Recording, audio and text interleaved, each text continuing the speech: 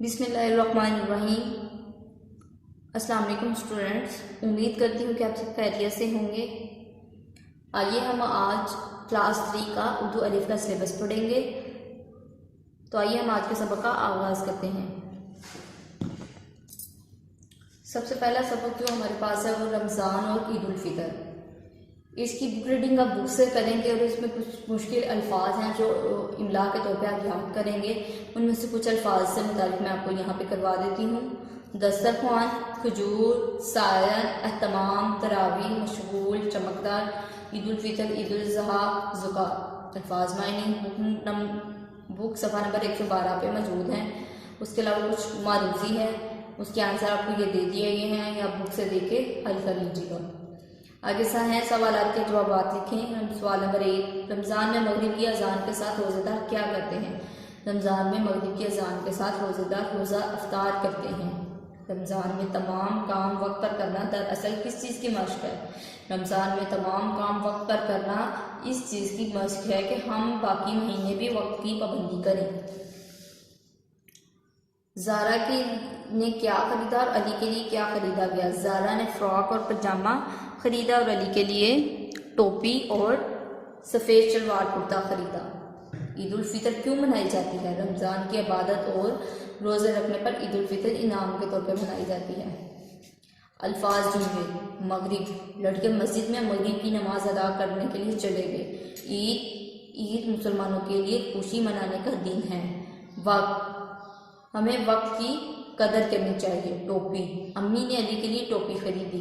खुशी, ईद हम सब के लिए खुशी का दिन है। बाजार में बहुत रौनक थी। जी स्टूडेंट्स, अब हम पढ़ते हैं सबक नंबर 2, यानी सबक नंबर 6 है ये बुक से। उन्वान है इसका हज़रत राबिया बसरी रहमतुल्लाह अलैह। इसकी भी आप बुक रीडिंग बुक से करेंगे और कुछ मुश्किल अल्फाज हैं वो मैं आपको यहाँ पे बता देती हूँ।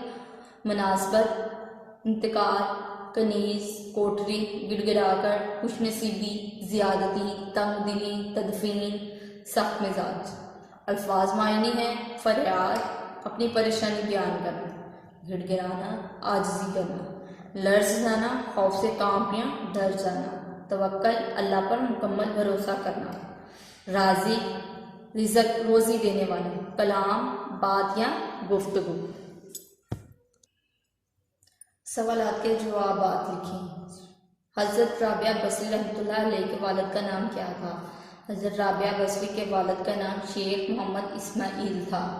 हज़रत राबिया बसरी अमीर आदमी की गुलामी में कैसे आईं? कहीं जाते हुए अपनी बहनों से बिछड़ गईं।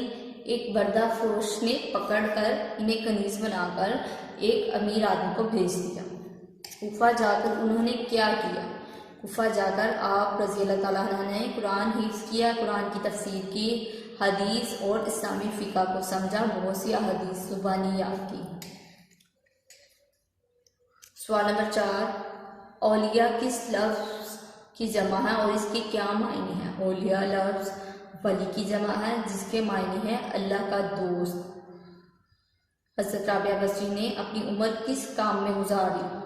अल्लाह की इबादत में। जी स्टूडेंट्स, यहाँ पे हमारे 2 सबक मुकम्मल हुए। इसको आपने अच्छे तरीके से याद करना है और नोटबुक पे लिखना भी है।